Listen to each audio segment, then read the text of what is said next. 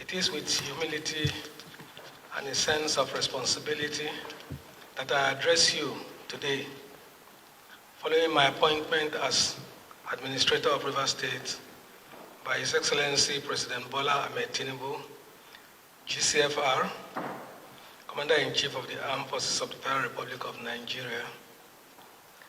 For decades, I have dedicated my life to the service of our great nation.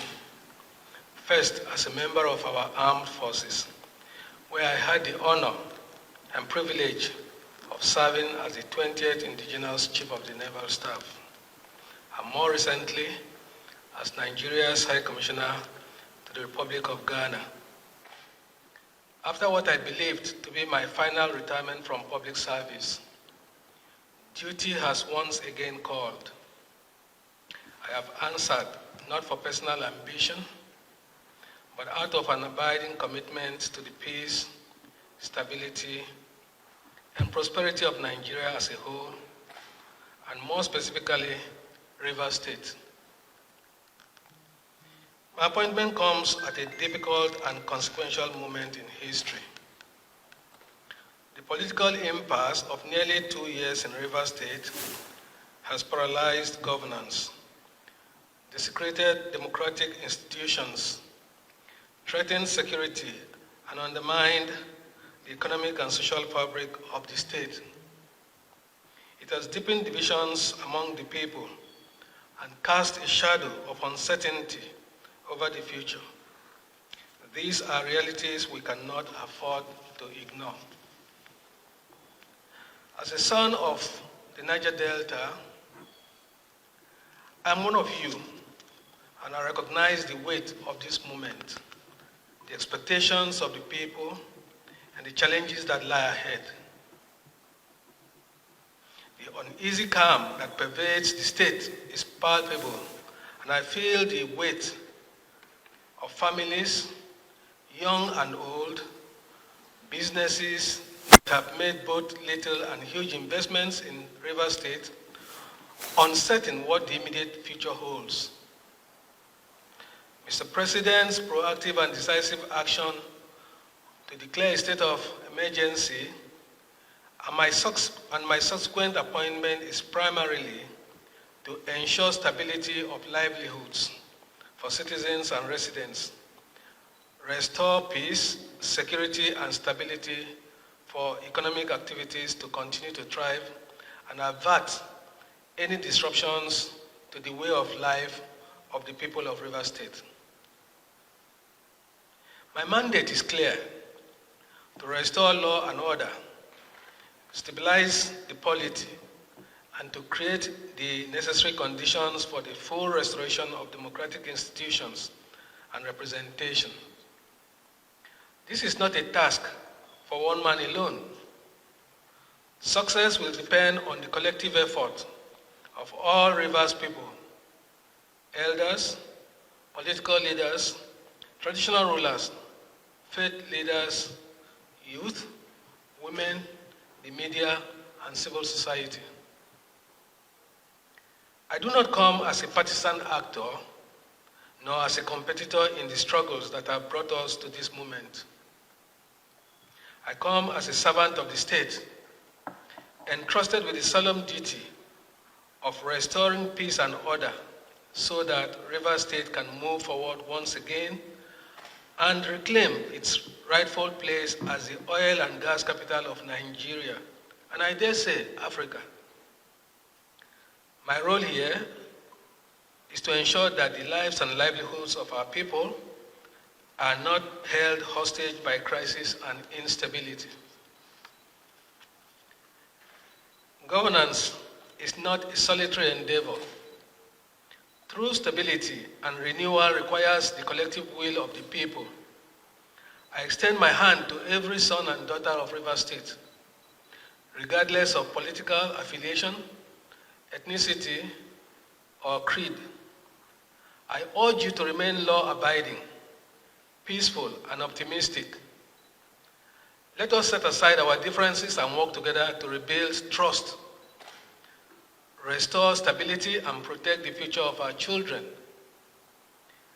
The Challenges before us depend on unity, not division,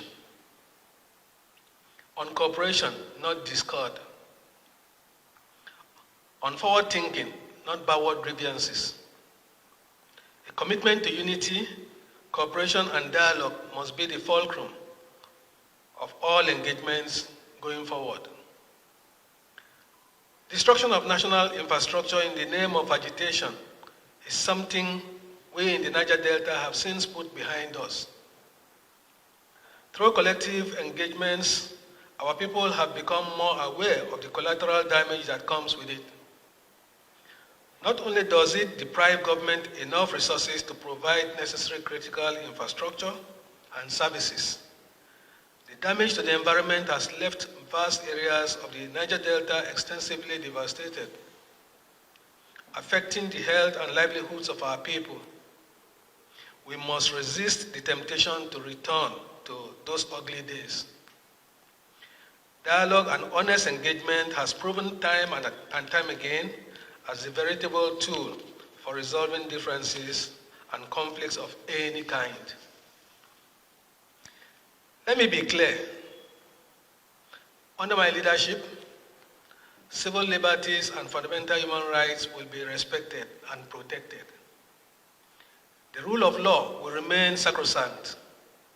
However, those who seek to sabotage the social or economic stability of Rivers State and national infrastructure and institutions within the state, or who attempt to disrupt the peace for selfish and destructive ends will find no tolerance for their actions. There will be no room for lawlessness, no space for violence, and no patience for actions that threaten our collective well-being.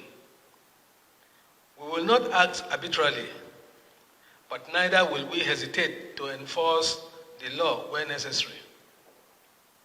Let no one be in doubt. We will uphold justice and fairness, but we will also ensure that civil order prevails. I have just concluded my inaugural State Security Council meeting and taken additional briefs from heads of security agencies in the state. I have noted the various reports, initiatives, and concerns, some of which I have given clear directives on specific actions. I have specifically charged them to remain neutral, respect the rights of citizens, and do all within their powers to maintain law and order, while collectively working to de-escalate tensions where they come in contact with such.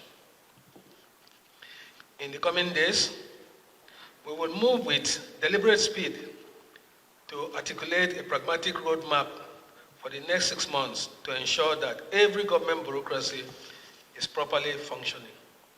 Agencies providing services to citizens and residents are doing so and engage stakeholders as mandated by Mr. President. Our objective will be clear: to restore normalcy, to rebuild public trust, and to lay the groundwork for a stronger and more resilient, democratically governed Rivers State. I ask for your understanding and cooperation. Above all, I ask for your faith in the possibility of a better future, one built on peace, stability, and shared progress. I want to thank Mr. President most sincerely for the confidence reposed in me and for entrusting my humble self with this delicate national assignment. Worthy of thanks are the leadership and members of the 10th National Assembly who have graciously approved Mr. President's state of emergency proclamation for Rivers State. The approval gives full effect for my appointment as administrator of Rivers State. I will draw on my training, knowledge, experience, and dedication to ensure that the essence of this historic decision is achieved. I will have to work closely with the National Assembly under the guidance of Mr. President. Consequently, I hope to continue to count on their support and cooperation throughout this assignment. While abiding faith in God, together we will overcome these challenges. Together we will restore the dignity and the greatness of the Garden City, Rivers State. May God help us in this onerous task. May God bless Rivers State, and may God bless the Federal Republic of Nigeria. Thank you.